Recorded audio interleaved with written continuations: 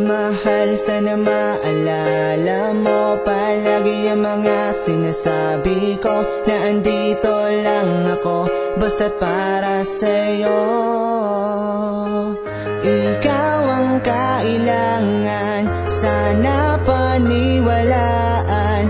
Gagawin ko ang lahat, di kita pababayaan.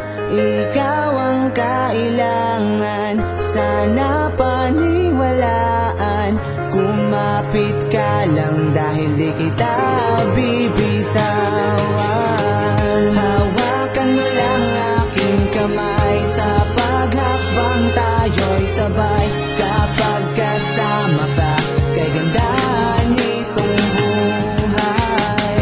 Hawakan mo lang aking kamay, sa paghakbang tayo'y sabay. Di kita bibitawan, gustong makasama habang buhay.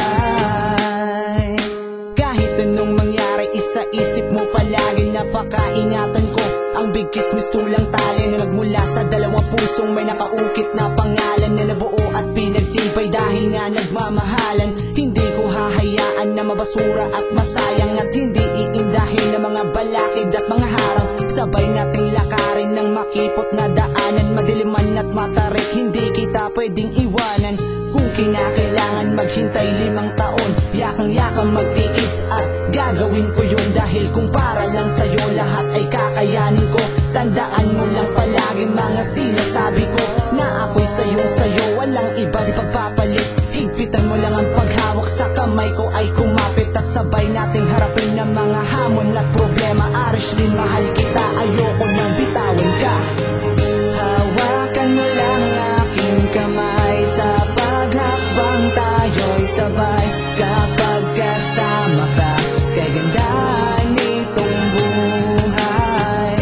Hawakan mo lang aking kamay, sa paghakbang tayo'y sabay. Di kita bibitawan, gustong makasama habang buhay.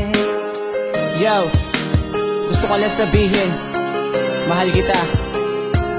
Kung ano man tayo ngayon, sana di na mag-iba. Kahit alam natin pareho na walang kasiguruhan ng lahat, pero tandaan mo lang sana, andito ako. Di kita pwedeng talikuran sa lahat ng pagkakataon. Mahal kita. Hawakan mo lang aking kamay, sa paghakbang tayo'y sabay. Kapag kasama ka, kay ganda nitong buhay. Hawakan mo lang aking kamay, sa paghakbang tayo'y sabay. Di kita bibitawan, gustong makasama habang buhay. Hawakan mo lang aking kamay, sa paghakbang tayo'y sabay. Kapag kasama ka, kay ganda nitong buhay.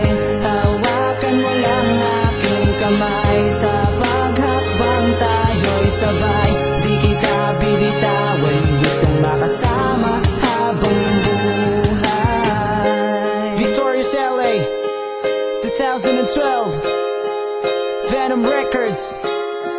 Yeah.